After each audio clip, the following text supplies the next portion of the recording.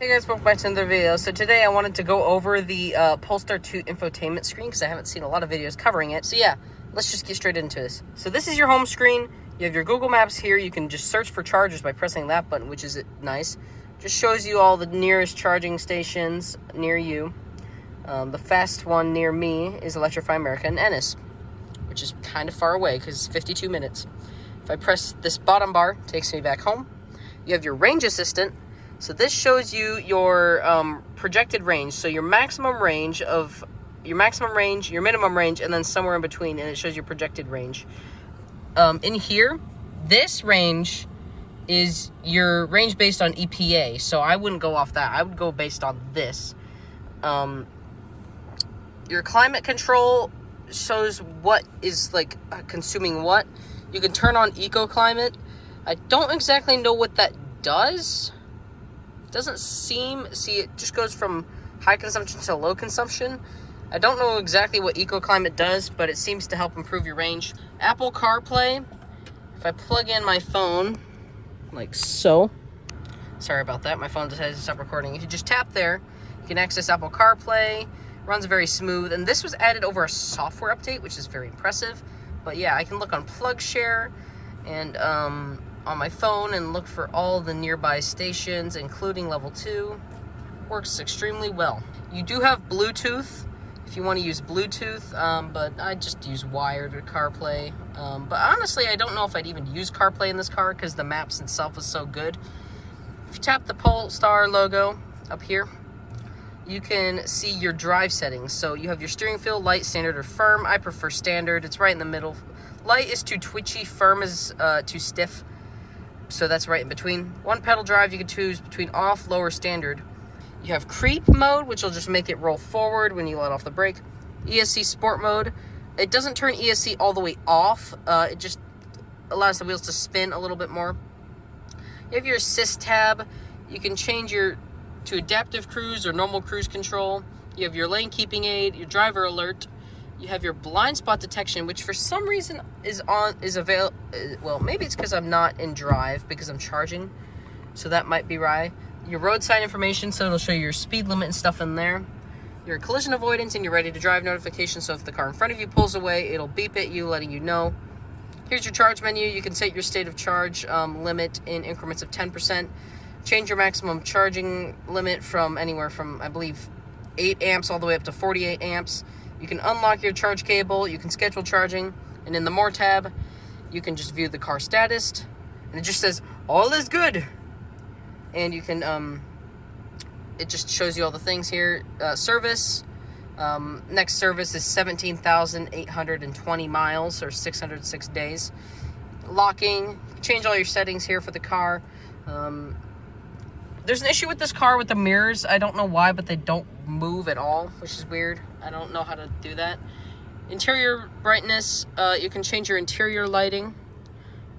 So I don't know if this actually has it because it's not the Plus pack. Well, maybe. I don't know. Maybe it does. I don't know. But outside, you can just change all your light stuff, which is useful. Mirrors, you can have them auto fold or you can tilt down when reversing. Wipers, just a few things for wiping. You can power off the vehicle by pressing this button down here. Here's your app screen. So you have your Google Maps, which I already went through. Or actually, maybe I didn't. Yeah, I already went here. Oops, go back. Performance. This is just a G meter. I know in the Performance Polestars, yeah, while using the app. In the Performance Polestars, what is this? Oh my gosh, okay, just go away. So in the Performance Polestars, it'll give you like a 0 to 60 thing, and you can see all this, but this one just has a G meter. You have Google Assistant, so you can tap this and just say, hey Google, navigate me to McDonald's. Here's what I found from it'll McDonald's just location. navigate you to the nearest McDonald's, which is very useful. So Google Assistant works really well in this car. Here's your phone, Apple CarPlay, Bluetooth media player. You have regular FM radio. I don't believe you have AM, but who the uses AM nowadays? Sirius XM, which is actually useful because Tesla and Rivian don't do Sirius XM, but this car does, which is very useful because my family uses Sirius XM all the time. You have your podcasts, so just Google Podcasts. You can go in here and search for those. Google News, so you can just look at news in your car for some reason, like your phone couldn't do it already, but okay. I don't know how long it's going to take to load, but I'm not going to bother. In here, at the bottom, you have the App Store. This is very important. You have to sign into Google to use it, by the way, just to make sure. You have iHeartRadio, and you can just look at all of these apps. There's just apps, and you can make your own apps for this car, by the way. If you know how to develop apps for Android Automotive, you can make them. You have Spotify and your music things. It also has other apps like a better route planner, which can be useful for planning your route to get a more realistic planning situation. Plug Share, so even though you can use these in Apple CarPlay, you can't download it natively to the system here. But one thing interesting is that Polestar does not, like if you have a better route planner running, it will not track that. It can't run in the background is what I mean. So maybe it'll work better over Apple CarPlay? I don't know exactly. But you can go through My Apps and you can see your settings and your account settings. I am logged into my Google account and you can sign out. Speaking of sign out, here's your profiles. So you have profile 1. You can click here. You can become an admin. Key connected. So you can connect a key to the profile. Digital key. You can pair your phone to Polestar 2, which is useful. You can delete the profile. You can lock the screen. So you can use a pin or a pattern like on an Android phone. And in here, I forgot to mention, there's a user manual. So if you click in this, you have the manual. So you can click here, exterior. And then it's just like an owner's manual, but in the car, which is useful. So it shows you all the things. So you keyless opening, tailgate, keys and stuff, tires, all these things. Symbols. It shows you all the symbols in the car that mean things.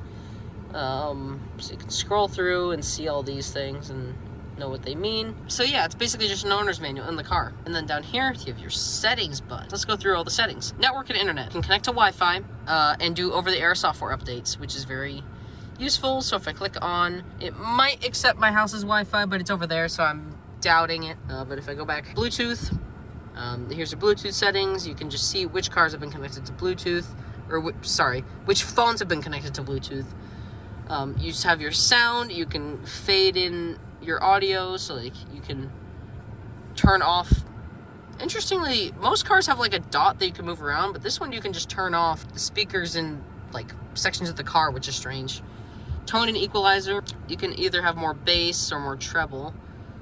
You can turn on an advanced equalizer, which gives you all this crap that I don't understand. And then you have volumes. So you can choose how loud you want each one of these to be. So you want your calls, your notifications. I'm going to turn down the notification bottom volumes because they can be quite loud. A voice command, navigation.